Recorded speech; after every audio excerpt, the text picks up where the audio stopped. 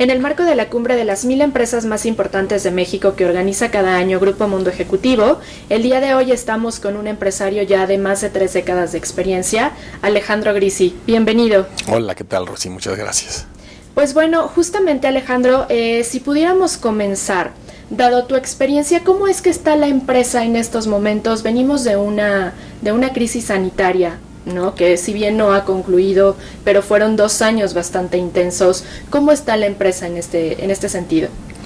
Mira, para nosotros la crisis sanitaria nos ayudó, desgraciadamente, en muchos de nuestros productos que se exponenció la venta, ¿no? Porque nosotros manejamos vitaminas, jabones, medicamentos, productos de limpieza, ¿no? Entonces, para nosotros, al revés, hubo un crecimiento exponencial con un impacto importante en bajar gastos. Sin embargo, ahorita estamos sufriendo un poco la resaca de esa crisis mundial, porque a pesar de que seguimos creciendo en ventas en muchas de las categorías que manejamos y en muchos de los países, traemos una inflación muy fuerte. Sí. Una inflación de materias primas, materiales, que desgraciadamente no se la puedes reflejar al consumidor en el mismo porcentaje, ¿verdad? Porque hay una competencia importante y porque el consumidor no está incrementando sus ingresos de esa forma, ¿no? Entonces eso sí nos ha pegado un poco en términos de rentabilidad, y por otro lado, desgraciadamente también, al parar el mundo, China especialmente, pues hubo una gran demanda de contenedores que no existen, el precio de la logística, el precio del petróleo creció, y obviamente hubo escasez de materias primas. Y eso yo me imagino que lo sufren la gran mayoría de las empresas de consumo, porque pues, al haber escasez, pues, tú tienes que seguir surtiendo el mercado, entonces tienes que trabajar con más urgencia, tienes que hacer fórmulas alternas, etcétera, ¿no? Entonces ha sido este año especialmente complicado en el tema de dar servicio al cliente, de costo, pero gracias a Dios vamos creciendo, ¿no? Nuestros productos siguen incrementando y siguen ganando participación de mercado. Digamos que este 2022 se llamó el año de la renovación, el año del renacimiento y justamente del renacer, ¿no? Y justamente esto que mencionas de cómo hacer frente para satisfacer esas necesidades del cliente, que es pues el más importante, ¿no? Y que finalmente el cliente no conoce ese otro lado, ¿no? Porque además, pues bueno, hablemos, Grisi desde 1863 está en la historia.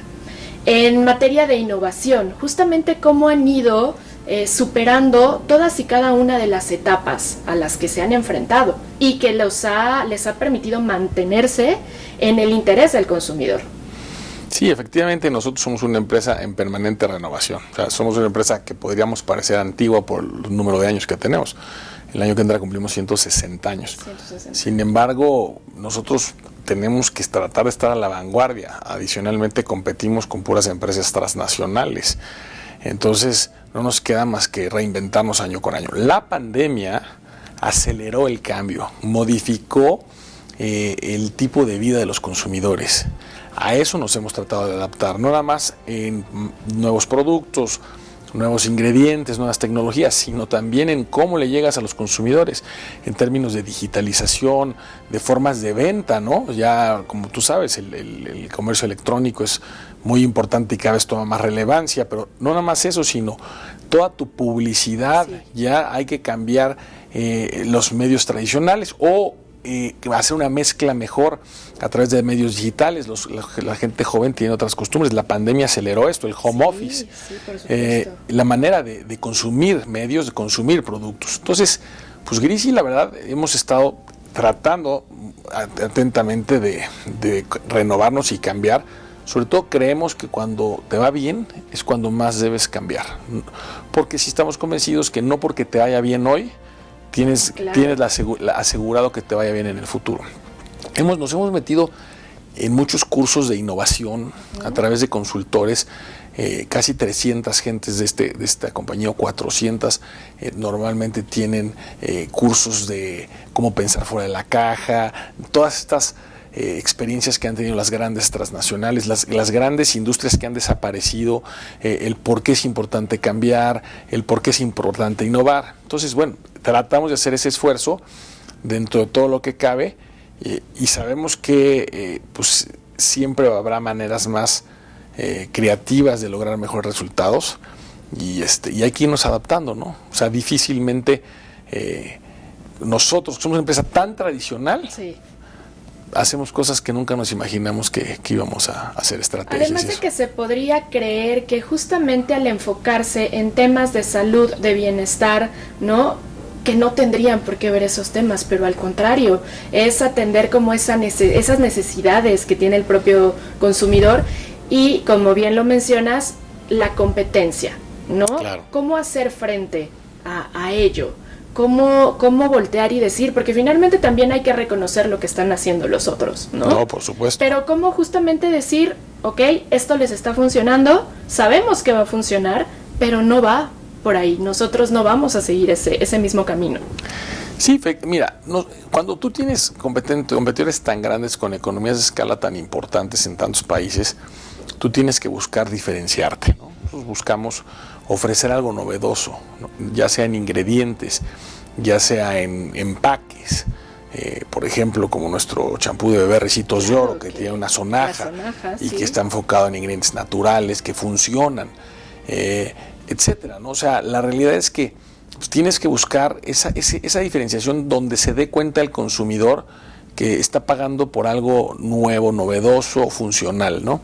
Claro, tú lo dijiste, hay que aprender mucho, o sea, sí. el mundo está para ver, para estar saliendo a los mercados, porque a los diferentes países, en las diferentes formas de uso, con este tema de ecología, donde ahora el consumidor es muy atento a que no emitas desperdicios grandes, plásticos grandes, empaques que no sirven para nada, ingredientes claro. que no vengan de esquemas tóxicos. Que depende mucho también la decisión de compra. Exactamente, ¿ya? Sí, el joven de hoy le da mucha importancia a qué tanto un producto puede ser contaminante o no, y qué tanto las materias primas que usas para tu producto generan destrucción en el medio ambiente o con los animales, ¿no? Eso antes no se veía. Entonces, ese ha sido un poquito la razón de ser de Grisi, de buscar esas fórmulas a base de ingredientes naturales, funcionales, porque sí creemos que hay mucho marketing de productos que dicen que funcionan, que sí. quitan cosas y que realmente no lo es así, ¿no? Entonces nosotros tratamos de ser muy profesionales en eso, porque al final por eso nos compra la gente, sí. ¿no? Lo más importante en la industria que nosotros estamos es que te compren no una vez, que te compren varias veces, que te recomienden. Y más aún si estás vendiendo productos para bebés, ¿no? O para niños. Sí. Nosotros tenemos productos para todos los segmentos, pero ese tipo de cosas no es importante. Entonces, hay que aprender, hay que salir a ver, hay que aprender no nada más de los competidores, de los ejemplos que están pasando en otras industrias. Okay. Es decir, oye, bueno, ¿y qué tiene que ver?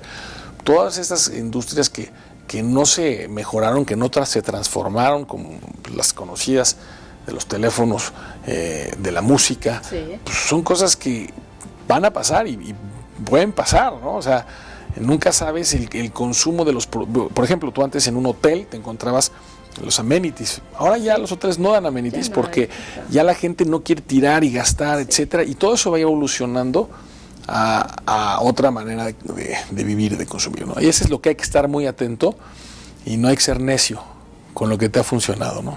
¿En Grisi tienen algún plan de sustentabilidad en particular? Mira, nosotros el año pasado empezamos ya con un plan formal de sustentabilidad. Este es el primer año que vamos a hacer un reporte formal de logros. Siempre hemos tenido muchos de los elementos que necesitan para ser sustentable, porque para ser sustentable pues tienes la parte de la fundación, uh-huh. tienes la parte del desarrollo de tu gente, tienes la parte del desperdicio, la ecología, la emisión de gases, etcétera, ¿no?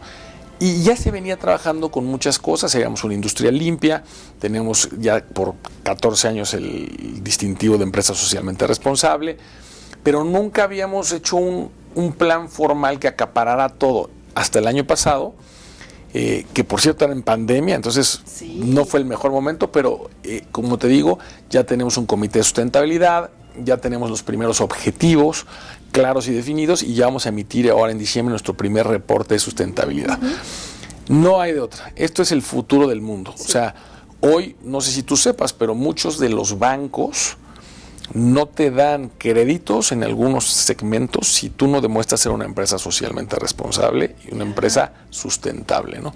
Entonces estamos en eso, son proyectos de largo plazo, ¿no?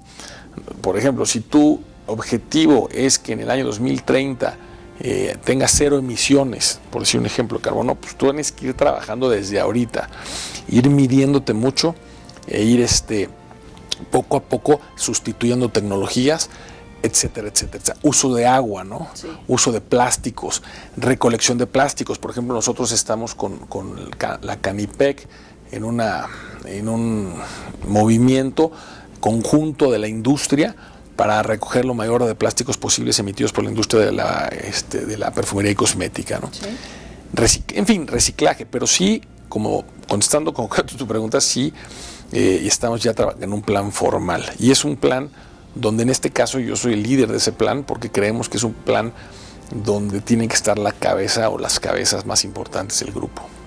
Liderazgo. Si bien el equipo de trabajo es la base de cualquier empresa, como líder, ¿cómo les transmites esta ideología de no solamente venir a un lugar a trabajar, sino que realmente haya un compromiso tanto personal como a nivel laboral? ¿Cómo transmitir esa idea para que justo sea una empresa que tenga fuertes bases de equipo? Mira, yo creo que lo más importante es el liderazgo, que no es de una sola persona. En general, el liderazgo es de un grupo de gente, y yo creo que en cierto grado cada área de la empresa debe tener muchos líderes, pero el liderazgo se transmite a través del ejemplo. O sea, si tú quieres pasión en tu gente, tú tienes que demostrar esa pasión. Si tú realmente quieres responsabilidad bajo objetivos, porque ahora que empezó el home office y llegó para quedarse ciertos días de la semana con ciertas gentes, pues tienen que entender que finalmente hay una responsabilidad que no tiene nada que ver con las horas de trabajo, sino con los resultados que haces, ¿no? Y si tú como cabeza de empresa, o el grupo que es la cabeza de empresa, demuestran que hay esa responsabilidad de trabajar sin que te estén checando, de trabajar en equipo, de no confrontar, donde los resultados del grupo van por arriba del resultado personal, ¿no? Nosotros traemos esa política desde hace muchos años, donde los bonos a los ejecutivos tienen que ver con el resultado total de la empresa, ¿no? Donde demostrar que la cadena de valor de la empresa depende de muchas gentes, pero al final es un tema de logros en conjunto y de una repartición justa, ¿no? Donde la gente vea que se está desarrollando en la empresa, que está aprendiendo, que la empresa le da las herramientas necesarias para ser un mejor profesional, que gana justo, bien, y que puede tener mayores ingresos si a la empresa le va bien. Si tú no desarrollas, si tú no transmites con el ejemplo eso, pierdes credibilidad, ¿no? Entonces, oye, el líder dice que si nos va bien va a haber un buen bono y no lo existe, y entonces, claro. Pero mira, tiene que ver en serio mucho con la pasión que tú transmites, o que el grupo directivo o el grupo gerencial transmite hacia abajo. Y eso es lo más importante, que yo soy quinta generación. ¿Sí? Yo vengo de gente que ha venido transmitiendo eso, donde lo importante es esa pasión de ver nuestros productos en 30 países, compitiendo en los anaqueles, con calidad y con todo, teniendo muchos posibles proyectos que pueden ser fracasos, pero que nos atrevemos a lanzarlos y sabemos que de eso vamos a aprender, y el chiste es tener el mayor número de proyectos exitosos, ¿no? Entonces es básicamente con el ejemplo, yo creo. Y que, como bien dices, que haya resultados tangibles, ¿no? En este sentido, ¿cómo retribuir o regresar a la sociedad en general todo lo que la misma sociedad ha dado, ¿no? El comprar productos, el posicionar a la marca, el estar en el gusto de, ¿no? Al mismo tiempo, el tener esa presencia no solo nacional, sino internacional. Hablabas de la fundación. ¿Qué es lo que hace Fundación Grisi? Sí, nosotros al final le debemos al consumidor todo, y a México más. Y efectivamente a los mexicanos que viven en Estados Unidos mucho, de hace 30, 40 años, y cada vez más a otros consumidores. Pero en especial Efectivamente, nosotros llevamos muchos años haciendo actividades muy interesantes. Nosotros manejamos o somos patronos del Instituto del Niño Ciego y Sordo en Guadalajara. Un instituto padrísimo, donde hacen que los niños chiquitos que tienen estos problemas se integren a la sociedad a través de técnicas bien interesantes. Y hoy hay generaciones que han salido de ahí. Lo que hicimos hace 4 años, ya creamos la fundación, sí, para que todo lo que realmente estábamos haciendo en bienestar, en donativos, ya se conjugue en algo mucho más organizado. Y hay una directora de esta fundación, hay un patronato. Buscamos, ya estamos en una etapa donde no todos los recursos necesariamente los tiene que poner el grupo Grisi. Y atacamos varias causas, ¿no? La niñez, ¿por qué? Porque nuestros productos, somos líderes en muchos productos de niños que no tuvieron estas oportunidades, niños de la calle. El cáncer, tenemos dentro de la Fundación Grisi un ala que se llama Va por Ti, que ayuda al tema de la información y del cáncer de páncreas, que es un cáncer muy complicado porque es un cáncer muy silencioso, que no te das cuenta y de repente lo padeces y es muy agresivo, ¿no? A base de información y también de apoyo económico a pacientes, de apoyo psicológico. También ayudamos a otras fundaciones, actuamos como fundación de segundo piso, donde ayudamos al cáncer de mama. Tenemos muchas alianzas con fundaciones como FUTEGE, como FUCAM, sí, como Juconi, y te puedo decir varias, donde también aportamos, donde veamos que fundaciones están haciendo labores interesantes. Y también últimamente nos hemos metido mucho en ayudar al emprendedor que es discapacitado, ¿no? Sobre todo, porque sabemos que muchas veces no tienen oportunidades y son gente muy brillante y muy inteligente. Entonces Grisi ha sido un motivante interesante a través del desarrollo de premios, de concursos, en fin, ¿no? La fundación tiene el tema de bienestar, el tema de salud y el tema de participación, sí, básicamente. Digamos que son los pilares de la propia empresa, ¿no? Que se trasladan. Claro, y tratamos mucho de involucrar a los colaboradores de Grisi, y es padrísimo porque ellos son a veces los que más, por ejemplo, vamos a plantar árboles y son los que más participan.